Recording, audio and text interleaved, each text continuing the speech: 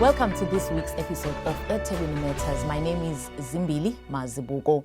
The festive season is in full swing in eThekwini, with visitors flocking to our beaches and other tourism attraction. This follows the official launch of the city's festive season plans on the 29th of November. The city expects an estimated 800,000 visitors this festive season, with a projected accommodation occupancy of 75%. The city is pulling out all stops to ensure a safe and memorable festive season for residents and visitors. In studio today, we have Malcom, Canham, FESMAC Chairperson, to highlight some of the city's plans for the festive season. Welcome to eThekwini Matters, Mr. Canham. Thank you for welcoming me, and it's a pleasure to be here to explain the festive season program. As Chairperson of the city's FESMAC committee, can you share with us the FESMAC program, what is it about, and what the role of the committee is? The festive season can be either one of order or disorder. So in order to make sure that we have a fun-filled, orderly, managed festive season, it's important then to bring together a host of multidisciplinary and multi-skilled departments and officials who bring to bear their particular expertise to manage the festive season. So what is the Festive Season Management Committee? It's a committee that looks at how best to create order on our coastal stretch. That's all the way down from Umkamazi to Tongaat on all our beaches, and also within the inner city. So these cover law enforcement. They look at certain programs, which we'll talk about a little more. But it is to create a semblance of order and management for the city so that we don't have unnecessary hazards and heightened risk. You mentioned that 800,000 visitors are expected. Those visitors bring in revenue for our city, but they also want to enjoy themselves in a safe environment. Fun-filled recreation. We know our beaches are a big attraction. So that's the idea. We want to create some semblance of order and good management where everyone can recreate and enjoy themselves in a peaceful, safe environment. That's what the Festive Season Management Committee is responsible for, and we'll talk about perhaps later in a question or so, the plan that governs that. So it brings together a multi-sectoral, different disciplines together, and they work as one to ensure that eThekwini can deliver on a safe and effective festive season. How else is the program benefiting the city, besides the fact that it will bring in a total of 800,000 visitors? So those different segments I was talking about now, the multi-sectoral discipline. So the tourism sector wants to focus on how do we attract people to our shores particularly. What do we have to offer them? The others then act in support of that. So your law enforcement, for example, they want to ensure that our bylaws are observed. The national law is observed as well. That people can have fun in a safe setting. So it's looking at one side with increased focus on crime, petty theft, small crimes which tend to increase round about now, so reduction of that. But also then, let's look at traffic management. If we have all these vehicles coming to the city shore, the beachfront area, we're going to have congestion. How do we manage that? So in looking at these hazards, it works well then with tourism to bring people to our city, internationally, nationally, and even locally. So people in the metro who haven't been to the beach, they want to also come down and have fun. So it looks at supporting all of that with the big focus on tourism and to make the city an attractive venue. Our Mayor, Xolisi Kaunda, recently launched the Festive Season program. Can you just share with the viewers the important highlights of the plan? Mayor is very keen on matters of the city, and you see his energy and his promotion of the city. When at that launch we were walking about with him, there was a particular program set. Mayor moves where he wants to go, and so everyone follows. So he's a good leader in that respect. But he's keen to put the city out there on a good footing, good promotion, good advertising of the city. And so we follow in that respect, working with him. Now, what are the issues of the plan then that the Mayor rolled out? The first thing is that we have to look at hazard identification. It says to us what can go wrong over this period. It's an abnormal time. It's not the usual for 11 months of the year. Suddenly it changes. So what in that time can go wrong? So the plan then looks at risk hazard identification and the risk impact of that. So if there are lots of vehicles coming to the beachfront, for example, well, what can go wrong? Congestion. And then there could be theft out of vehicles and irate motorists, which could lead to maybe violence and disorder then in the roads. People who are booked into hotels and residents on the beachfront can't get to their places of accommodation then. So in looking at identifying that as a risk, then we say to ourselves, well, what can we do in order to reduce that risk? Now comes in risk reduction. And so measures are put in place. What do we have along the central beaches particularly?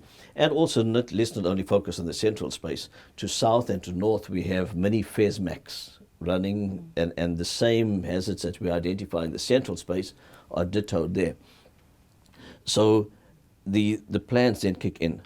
We need to have a traffic management plan which will then direct traffic in from this way and out that way, or allow that access controlled, and where we can do stops and searches, for example, and we can close if the space is too full. So all those kind of things become your risk reduction measures. So a traffic management plan is very important. Now, let's extend that a little bit. If you can think that people will hire a bus or a taxi, 15-seater, 20-seater, whatever seaters they have, if they all came to the shoreline, as it were, or to the Oliver Tambo Drive, we'd have congestion there. People then would want to stay overnight. What does it do for our guests, our tourists who are living in hotels, or the residents who are there 24/7? So we have to think of a plan then of moving the public transport to a particular place where they can go and park. The passengers get off there. We put them on a free system of movement around the central space. So they can get onto a bus at no cost to themselves. The city lays this on. And from 8 in the morning till 8 at night and sometimes later, they can be moved on a hop-on, hop-off, free of charge to any beach they want to go to. So that's a service that the city offers. So just taking one particular hazard of traffic, you see the programs then that extend from that. It creates order, because then we don't have a congested space where people want to arrive and walk around and go to any beach they choose, and then be taken back safely to where their transport is. So all these programs then come from hazard identification and what to do about reducing that hazard. Let's say over the last, we've been running the park and ride system for quite a while now. We haven't had problems with that. There was only once where there was a bit of industrial action, and that was quickly resolved, and the buses began to run again. But the system works very well. In previous years, we issued permits to people on the beachfront. We don't have to do that any longer because the system is so well managed and so effective that residents who live in flats on the beachfront or booked into hotels, or even for a meal, if they've booked a meal, they just have to show evidence of that if the booms are closed and they're allowed in. The booms only in the last few years, COVID taken into account as well, but if we go back the last 5 years, I think we've closed the booms twice during the day, just to allow the traffic to ease off, and then reopened and there was access again. So private vehicles are welcomed in, but the public transport, we send them to the drive-in site and hold them there where they get on the park, the hop-on, hop-off. Let's talk about the risk reduction program in as far as crime is concerned. What is the plan? Yes, I mustn't dwell too much on that, because we know that that's a national function under the SAPS, the South African Police Services, and they are responsible for that. Within the city, though, we have our Metro Police who are also tasked with crime reduction. But the mandate is given to the SAPS, and that is their plan. Okay. So if we then talk to crime reduction, it's heightened visibility. So given that we have so many more people, you have to have many more men and women in blue, visible to everyone. So visibility also helps reduce.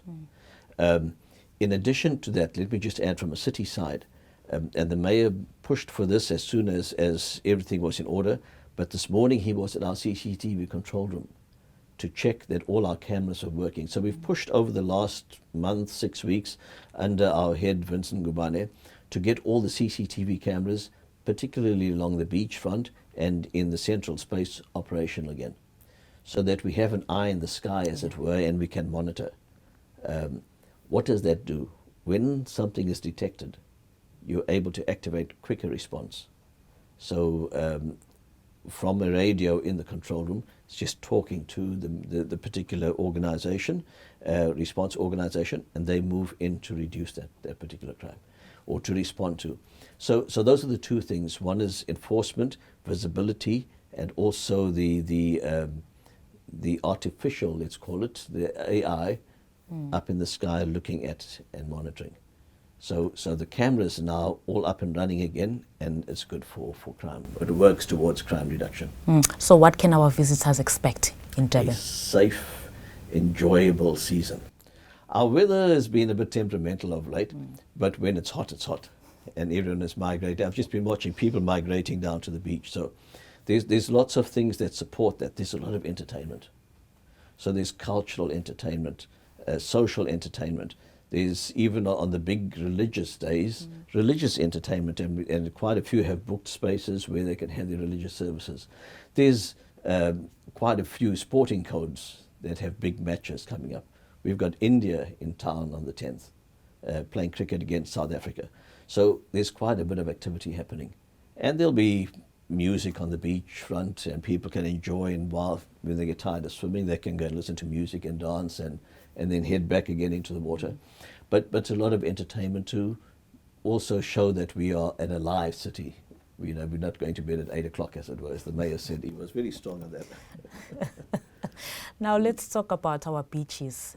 We've been in the news quite recently about the state of our beaches. Can you outline exactly what the state of our beaches is at the moment? Yes. But there was an article this morning about, and the headline read, Cape Town beaches in the red. And what did that mean? It said, your sampling also is higher than and unacceptable levels being shown. But we have 23 bathing beaches. Now, of those, I think it's down to 20 that are available for bathing. The issue is we have to test and ensure that water quality is good. Now let's look at the E. coli readings. So if a sampling taken returns a reading of around 500 or more E. coli particles, if it's there, then that beach must be closed. It's not conducive to bathing.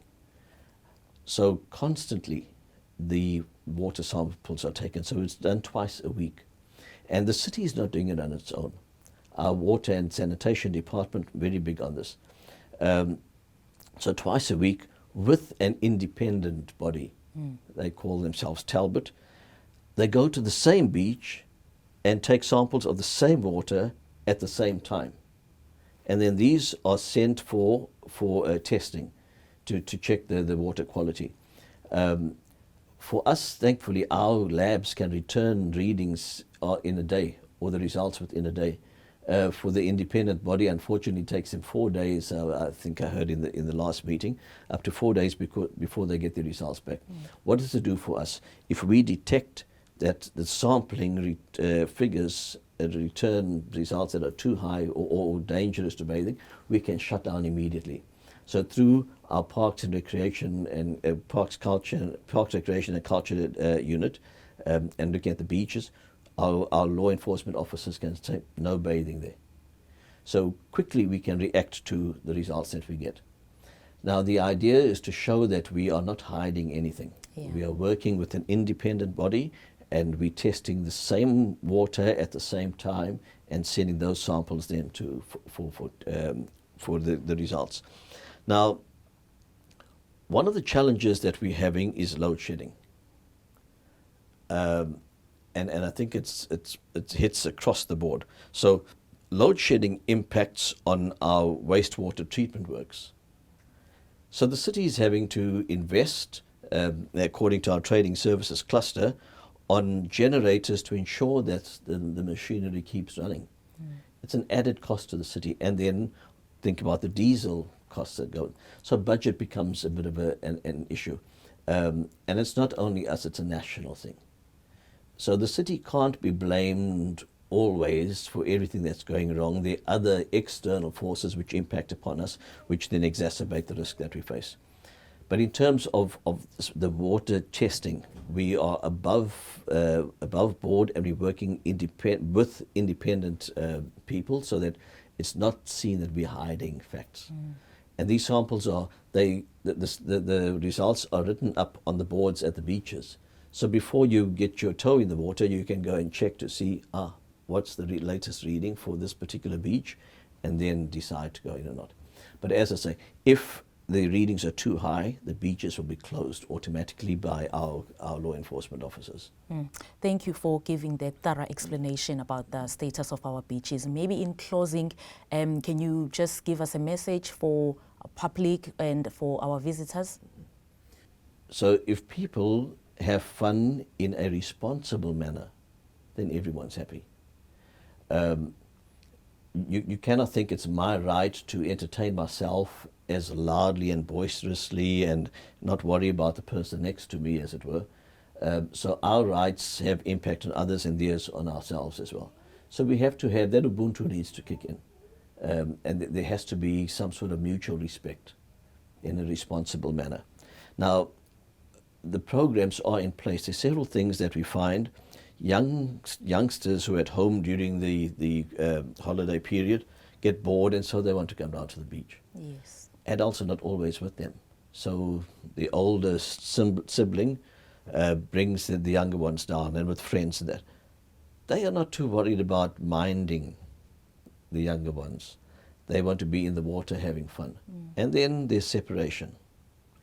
So we have a program in place for separated children. So as they arrive, our ambassadors firstly are checking the children and wristbanding them with the cell phone number of someone to contact in case of separation.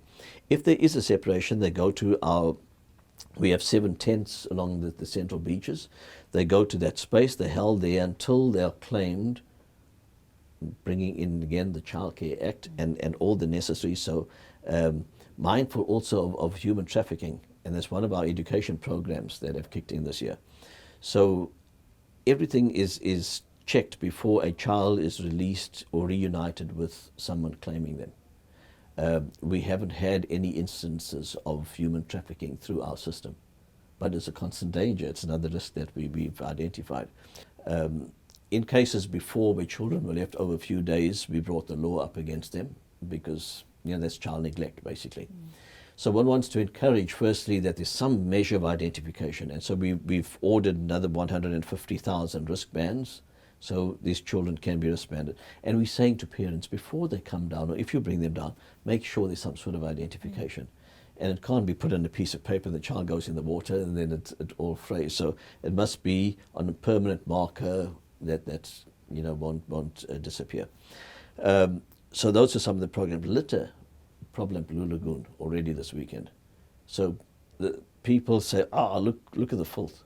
We have programs to collect the litter, and we've brought in temporary workers at certain times. Now, we can't wait for someone to throw a paper down and be ready to pick it up. We've put in our cleansing and solid waste department. I don't know the number, but it's high, of new receptacles, and they're nicely branded with all African themes and that on there. People need to use that. That's where the litter is collected from, and at certain times according to their program, and then placed at a certain point where it can be picked up and then disposed of. Bathe between the 2 flagpoles. Listen when there's a whistle blown. It's telling you are in an area of danger, or you are contravening and you're going out of the safe space. Listen to the lifeguards. When you go to the ablution facilities, and on most days the ablution facilities will close at 8, but on the high days, in the high period, it's open 24/7. And we've brought in extra staff to keep it clean. The mayor was commenting on how clean our ablution facilities are. and that it's a pleasure to go in. Also, petty theft is not welcome. If I put my towel there on the beach and I go into the water, I want to come back and find it there. So let's respect each other's property, each other's space. So our Metro Police, our law enforcement officers, the South African Police Services, our security management as well, and additional security will be out there to help us enjoy in a responsible manner. Mr. Canham, thank you so much for coming through to eThekwini Matters. You're welcome. It was enjoyable. Thank you for joining us on eThekwini Matters. My name is Zimbili Mazibuko. From myself and the team, don't forget to like and subscribe. Till next time.